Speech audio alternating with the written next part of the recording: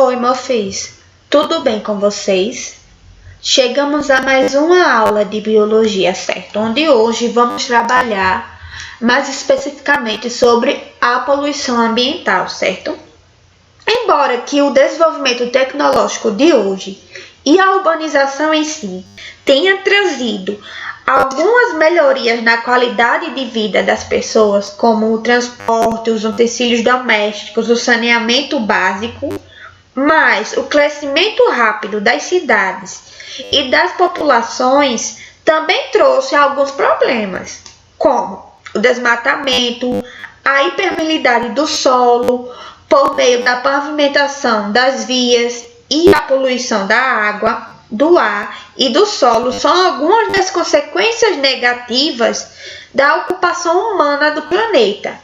Hoje vamos conhecer alguns desses prejuízos e posteriormente pensar em algumas formas de tentar amenizar toda essa poluição, certo? Vê só. Quando a gente fala em poluição, vem algumas perguntas na nossa cabeça, pelo menos são mais comuns, certo? Para onde é que vai o lixo que produzimos? Qual é o destino do esgoto que sai das nossas casas? Quais as consequências da poluição para a saúde e para o ambiente, certo? Então, o que é que a gente pode fazer para tentar diminuir esse problema? São essas e outras perguntas que surgem quando a gente começa a discutir sobre sustentabilidade e sobre a poluição ambiental, certo? E as causas da poluição. Existem três tipos de poluição: a poluição do ar, a poluição da água e a poluição do solo. Quanto à poluição do ar, a causa da poluição do ar é a queima de combustíveis fósseis em fábricas, usinas e veículos motorizados, que eles vão lançar uma série de produtos tóxicos no ar, além do dióxido de carbono, certo? Que é o principal gás causador do aquecimento global. Um desses produtos que são lançados no ar, formados na combustão incompleta de combustíveis fósseis e liberados, por exemplo, na fumaça de cigarro, é o monóxido de carbono, o popular CO, certo? O monóxido de carbono, ele combina-se com a hemoglobina, reduzindo o transporte de oxigênio pelas hemácias e dificultando assim a oxigenação dos tecidos. Então, em altas concentrações, o monóxido de carbono ele pode fazer uma pessoa perder a consciência e até morrer asfixiada, certo? Então, a combustão em veículos e que usam combustíveis fósseis como o carvão mineral e derivados do petróleo pode produzir também gases como nitrogênio e enxofre, como o dióxido de nitrogênio e o dióxido de enxofre, que esses tipos de gases causam irritação nos olhos e prejudicam as vias respiratórias e os pulmões.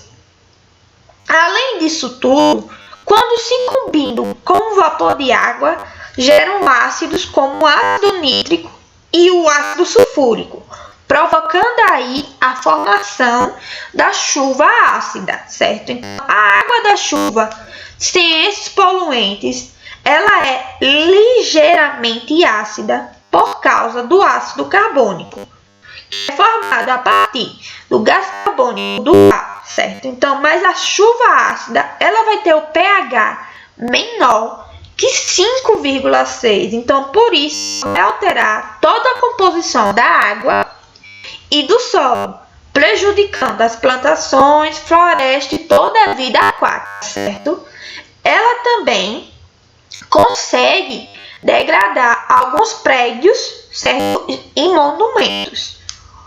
Outros poluentes do ar são os hidrocarbonetos, compostos de carbono e hidrogênio que são emitidos por veículos e fábricas na queima de combustíveis. Então, alguns desses, por exemplo, tá o benzenopireno, certo? Que são mutagênicos e cancerígenos. E ainda poluentes de material, certo? Particulado que ficam em suspensão na atmosfera na forma de poeira. Por exemplo, a fuligem, certo? Então, esse tipo de material, ele pode causar irritação nos olhos e agravar doenças respiratórias. O que é uma inversão térmica? Em uma normal, a temperatura do ar ela vai diminuir com o aumento da altitude, certo? Então, uma vez que as camadas inferiores do ar elas são aquecidas pelo reflexo dos raios solares no solo, com o aquecimento, o ar próximo ao solo ele fica menos denso que o ar mais frio das camadas superiores, o que vai surgir as correntes de convecção, que facilitam aí a dispersão dos poluentes, certo? Uma vez que o ar quente, quando ele sobe, e outra do ar frio, quando ele vai descer e substituir o ar que subiu, certo? A convecção, ela é uma forma de transmissão do calor que ela vai ser estudada na disciplina de física, certo? Que ocorre principalmente de líquidos e gases. Quando a gente esquenta a água na panela, por exemplo, a camada no fundo se aquece primeiro e fica menos densa, certo? E sobe enquanto a água da parte de cima, mais fria, desce e substitui a água de baixo, certo? E vice-versa. Esse processo vai se repetir, formando aí as correntes de convecção. Então, porém, em certas condições atmosféricas, após a passagem de uma frente fria, uma camada de ar quente ela pode ficar sobre a camada de ar frio próxima ao solo. Então, em cidades, em vales rodeados de montanhas, por exemplo, o ar próximo ao solo ele pode se tornar mais frio do que as camadas superiores. Essa situação ela é conhecida como inversão térmica e ocorre com mais frequência no inverno. Como os raios solares eles são mais fracos nessa estação do ano, eles não vão aquecer de forma suficiente o ar próximo ao solo para que se forneçam as correntes de convecção. Então, dificultando aí a dispersão do ar frio das camadas de baixa altitude, os quais os poluentes estão sendo produzidos. E com isso, a concentração de poluentes nessa região vai aumentar, agravando aí os problemas respiratórios, entre outros prejuízos à saúde, certo? A poluição da água. Esse é um dos problemas mais sérios da poluição ambiental, certo? Que é a poluição da água. É o lançamento de substâncias que não são biodegradáveis, como os metais pesados, chumbo, mercúrio e etc. E poluentes persistentes que se degradam muito lentamente, certo? Então, como a maioria dos plásticos e alguns agrotóxicos que tendem a se concentrar ao longo das cadeias alimentares e assim intoxicar os seres dos últimos níveis tróficos, certo? Na poluição da água, podemos destacar a poluição por petróleo, a eutrofização, a poluição térmica, certo? Eu vou falar um pouquinho sobre esses três tipos para continuar na próxima videoaula falar um pouco sobre a poluição do solo. Na poluição da água por meio da poluição por petróleo. Em todas as fases de exploração, como refino, transporte e distribuição do petróleo, pode acontecer os vazamentos, certo? Então, aí os danos diretos ao ecossistema aquático. O petróleo, quando ele é liberado na água, por exemplo, quando os tanques de navios petroleiros são lavados e aderem às brânquias dos peixes, impedindo aí a sua respiração.